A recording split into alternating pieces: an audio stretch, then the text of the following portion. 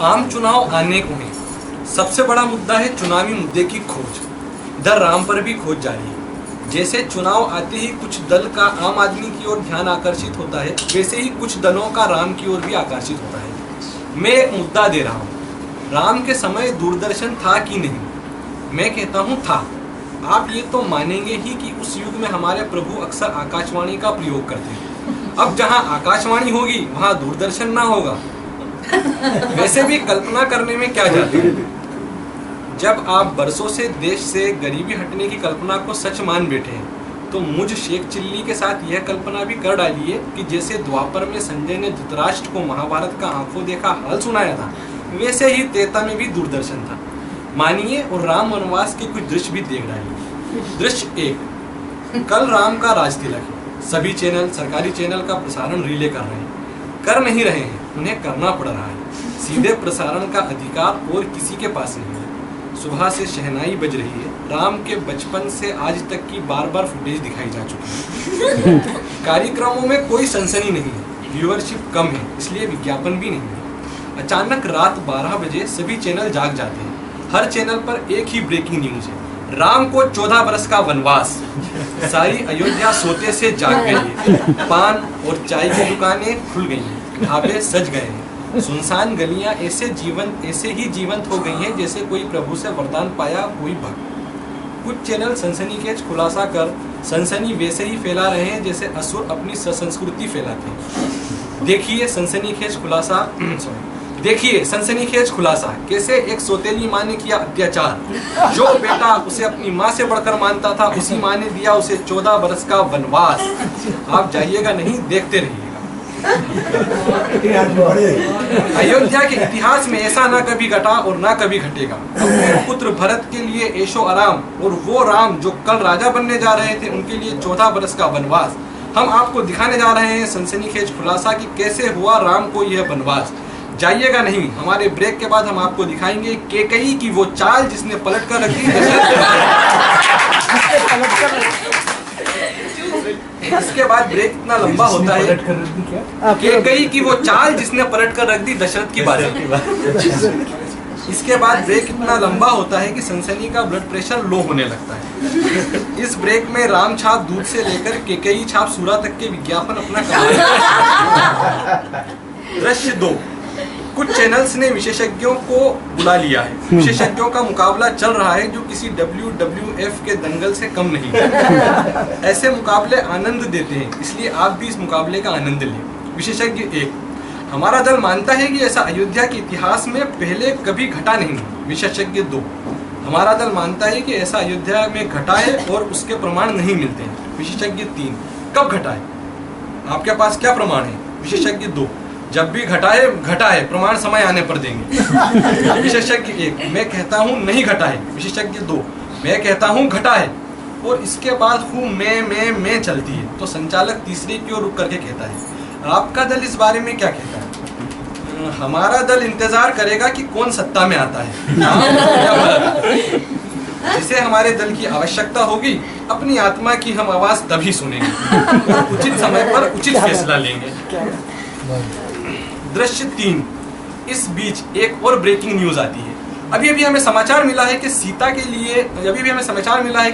लिए भी वनवास के वस्त्र रात को एक दुकान खुलवा कर लिए गए हैं। हमारे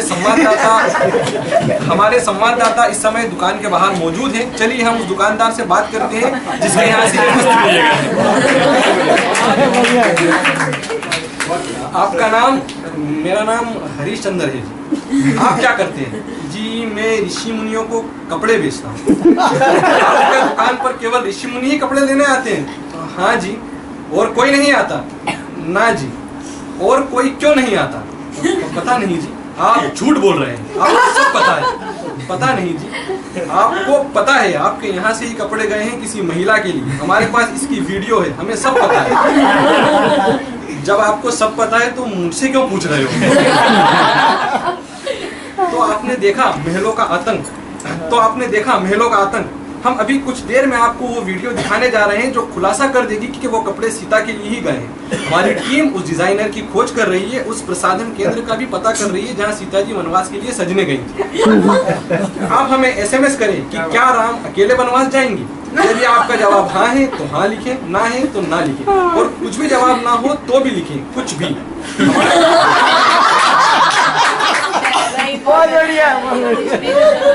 हमारे चैनल ने पहली बार ऐसे लोगों को भी मौका दिया है जिनका जवाब कुछ नहीं हो सकता।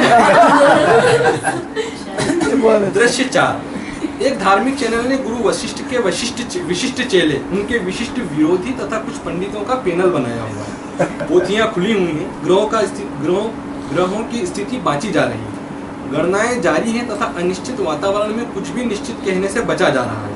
अलग अलग चेहरे अलग अलग अंदाज में दिख रहे हैं। कुछ इस अंदाज में दिख रहे हैं कि अरे ये क्या हो गया, कुछ इस अंदाज में है हमने तो पहले ही कहा था और ये तो होना ही था, तथा कुछ इस अंदाज में है कि देखें भाग्य में और क्या क्या होना है। सबसे महत्वपूर्ण प्रश्न ये है कि गुरु वशिष्ठ ने मुहूर्त निकालते समय ग्रहों की गणना कैसे गलत करी। कुछ गुरु की मीन में निकाल रहे हैं, कुछ कर्म गति टारे नहीं टरे के सिद्धांत की व्याख्या कर रहे हैं, और कुछ कोई नृप होऊं हमें कहानी से निष्प्रह है, और कुछ जुगाड़ यंत्र को साध आगामी शासन में अपनी घुसपैठ बनाने के वचन बोल रहे हैं। क्या चल रहा है इसे देखने के लिए जनता अभिशप्त है, आप भी अभिशप्त हो। प्रश्नकर्ता, सुना है राम का राज तिलक रुक गया है और वे वनवास जा रहे हैं। ज्योतिषाचार्य, ये सब ग्रहों का खेल है, समय बहुत बलवान है। कौन से ग्रह क्या खेल रहे हैं? राम और दशरथ के ग्रह टकरा गए हैं, राहु केतु प्रबल हो गए, समय शुभ नहीं है, पर कल तक तो समय शुभ था, सब समय का फेर है। धार्मिक चैनल की इस चर्चा में सभी गुणी और ज्ञानी जन अपने अपने धर्म की व्याख्या कर रहे हैं। ऐसे महत्वपूर्ण क्षण में प्रजा के प्रति धर्म की चिंता कहाँ, प्रजा तो वैसे ही संकट में है। दृश्य 5। कुछ कैमरामैन केकई के गोप भवन के बाहर तक पहुंच गए हैं, बाहर सुरक्षाकर्मी खड़े हैं।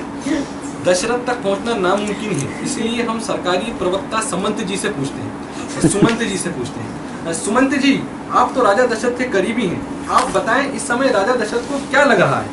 सुमंत सोच की मुद्रा बनाते हुए और आवाज को गंभीर करते हुए, यह बहुत असमंजस का काल है, सभी असमंजस में है।